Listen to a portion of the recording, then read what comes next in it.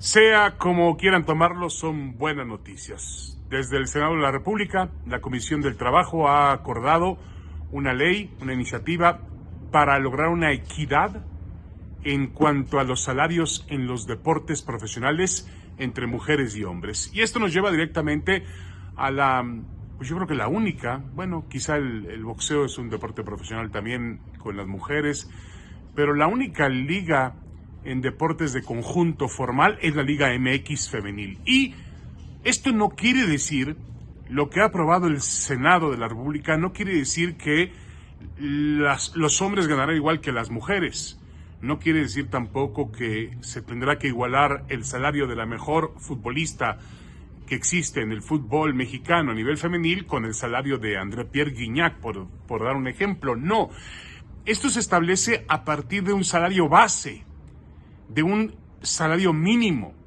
Pero aquí es donde también entran mis dudas, y yo supongo que también las dudas que existen en Juan Carlos Rodríguez, en Mikel Arriola y en Ibar Cisniega. ¿Cómo establecer esa equidad cuando no hay un salario base, un salario mínimo en el fútbol mexicano? No que se conozca. No se ha establecido un salario mínimo. Entonces, ¿cómo vas a igualar a las mujeres con el salario mínimo, el salario base, cuando eso no es una práctica que se utilice en el fútbol mexicano?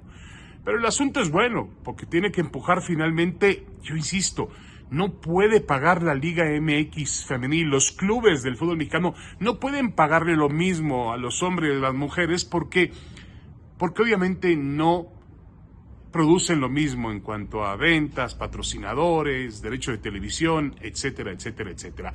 Pero lo que sí se puede es mejorar el salario de las mujeres a través de esta determinación del Senado de la República. Creo que por ahí va el tema. Ahora, esta situación nos va a llevar a otra situación. El fútbol mexicano, los clubes del fútbol mexicano, sus finanzas están muy escondidas. No sabemos qué hay de fondo, si pagan impuestos, si no pagan impuestos, cuáles son los salarios, hay dobles contratos, no hay dobles contratos. Todo un desorden administrativo que cuando tú hurgas un poco en el fútbol mexicano, te encuentras ante vamos a llamarle, ese horizonte tenebroso.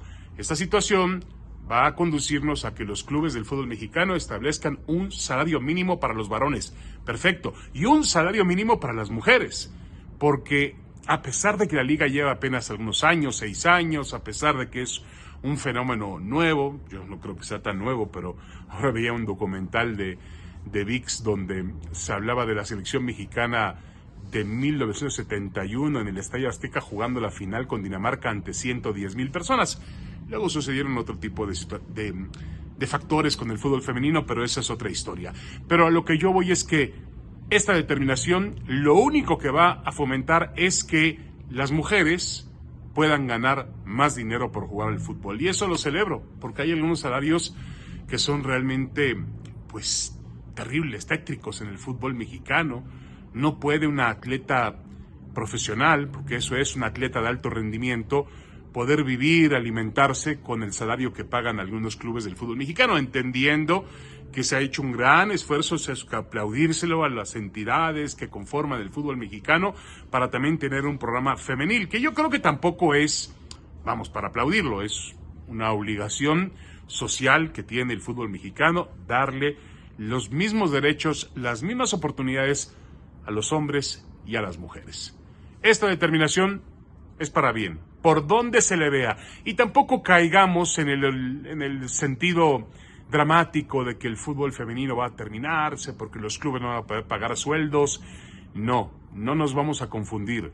Debe existir un salario mínimo decente para los varones, y ese salario mínimo también decente, porque una mujer no es diferente a un hombre cuando se trata de jugar fútbol, tiene que tener un salario base igual al que tienen los varones. Ya después, cada quien ganará de acuerdo a sus condiciones, a sus facultades, a sus capacidades y a lo que la industria permita que ganen.